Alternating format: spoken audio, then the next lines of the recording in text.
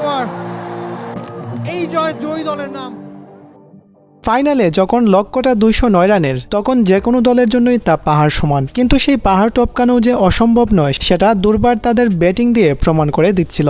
গ্যালারিতে তখন রুদ্ধশ্বাস উত্তেজনা। ম্যাচটা কি তবে ব্যাটারদেরই হতে যাচ্ছে, নাকি শেষ মুহূর্তে বল হাতে এমন কেউ রুখে দাঁড়াবেন যার উপর ভরসা করা যায় চোখ বন্ধ করে? অদম্য বাংলাদেশ টি-20 কাপের ফাইনাল। ধুমকেতুর দেওয়া 209 রানের টার্গেটে ব্যাট করতে নেমে দুর্বারের হয়ে হাবিবুর রহমান সোহান আর নুরুল হাসান সোহান যেভাবে খেলেছিলেন, তাতে জয়ের সমীকরণটা হাতের নাগালে চলে এসেছিল।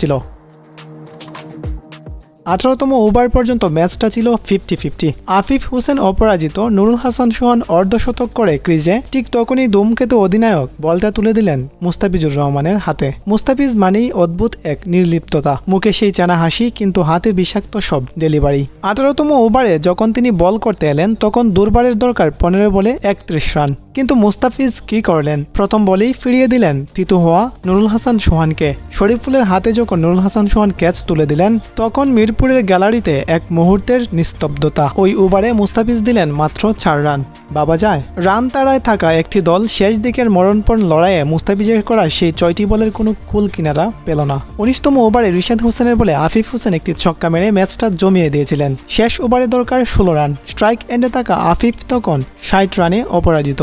বোলার আবারও মুস্তাফিজ। টি-20 ক্রিকেটে মুস্তাফিজকে নিয়ে অনেক আলোচনা সমালোচনা হয়, কিন্তু যখন স্নায়ুচাপ তুঙ্গে থাকে, যখন ব্যাটসম্যান হাত খুলে মারতে চান, ঠিক তখনই তিনি তার জাদুকরি কাটার আর স্লোয়ার বল বের করেন জুলি থেকে। শেষ ওভারের প্রথম 4 বলের মধ্যে মাত্র 3 রান দিলেন মুস্তাফিজ। চতুর্থ বলটি যখন আফিফ বাউন্ডারি মারলেন, তখন সমীকরণ দাঁড়ালো 2 বলে 9 রান। তাত্ত্বিকভাবে তখনও ম্যাচটা দুর্বারের হাতে ছিল, কিন্তু মুস্তাফিজের পরের বলটি ছিল নিখুঁত। আফিফ কোনো রান নিতে পারলেন না। শেষ বলে যখন 1 রান আসলো, তখন দেখা গেল দুর্বার থেমেছে 201 রানে। মাত্র 7 রানের ব্যবধানে জয় পেল ধুমকেতু।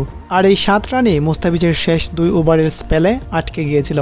4 ওভারে 33 রান দিয়ে 2 উইকেট। পরিসংখ্যান হয়তো আপনাকে সবটা বলবে না, কিন্তু ওই 18তম আর 20তম ওভারের এক একটি ডট বল যে ধুমকেতুর জন্য কতটা দামি ছিল, সেটা কেবল মাঠের খেলোয়াড়রাই জানেন।